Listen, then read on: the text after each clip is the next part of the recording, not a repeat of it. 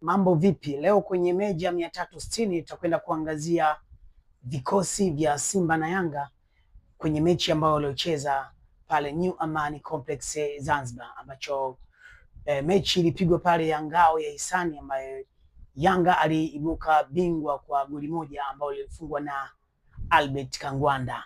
Sasa hebu tujaribu kuangalia vikosi namna vilivyokuwepo, ukianzia na Yanga iliwakilisha na Djigui Diarra kama golikipa, Yao Kwasi beki, Boka beki, Mwamnyeto beki, Ibrahim Baka naye beki, Duke Abuya alicheza nafasi ya katikati, Kangwanda akacheza winga moja, Mudathiri akacheza kama inside 10, Shalulile, Maxi pamoja na Zakwani. Hicho ndio kikosi ambacho kiliwakilishwa na Dar es Salaam Young African.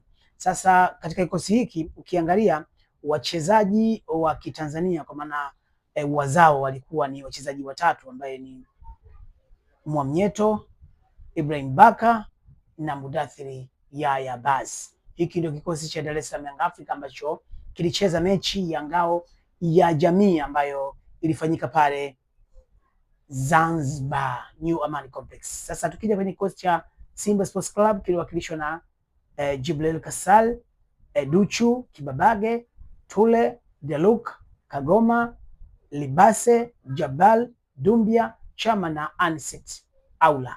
Katika kikosi hiki unawakuta wa Tanzania ama wazawa ni wachezaji watatu tu, Duchu, Kibabage na Kagoma.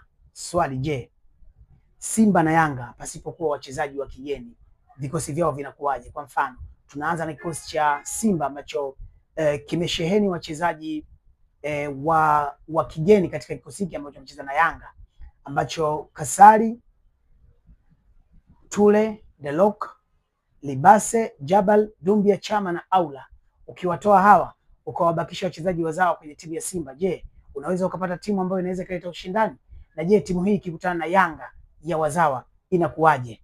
Mechi itakuwaje na nani anaweza kaibuka bingwa au nani mwenye kikosi dhaifu? Kwa Yanga nao ukimtoa Djigui Diarra, Yao Kwasi, Shadrack Boka, Duke Abuya, Kangwanda, Mudathiri na Shalulile, Max na Zakwani, ukawaacha Mwamnyeto, Baka, Mudathiri na wachezaji wengine ambao wako kwenye timu wakiwa ni wazao au wa Tanzania. Je, wana kikosi imara au wanategemea wachezaji wa kizawa ili kutengeneza timu yenye ushindani? Mechi ya Simba na Yanga ushawahi kufikiria ikitokea wamekutana Simba na Yanga pasipo wachezaji wa kigeni, unadhani mechi itakuwaje? Na nani ana kikosi dhaifu na nani ana kikosi ambacho kiko strong? Dondosha comment hapo, tengeneza kikosi chako cha timu ya Simba au timu ya Yanga, alafu niambie kikosi hiko kisihusishe wachezaji wa kigeni, kwa maana ya wachezaji ambao sio wa Tanzania. Je, kikosi gani kitakuwa kikosi imara? Dondosha comment yako hapo, tengeneza kikosi alafu tuone, je, nani mwenye kikosi bora cha Watanzania?